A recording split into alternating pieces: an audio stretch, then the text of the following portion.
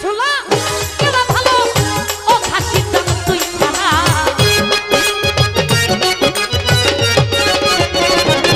আমার আর কিছু না কেনা ভালো ও আবেদ ভাই তুই ছাড়া আমি বন্ধু আমি বাবা আমি দয়ালের পিড়িতের বড়া শিখে যাই না কি করবি তোরা রে সেই না কি করবি তোরা আমি আবেদের পিড়িতের মরা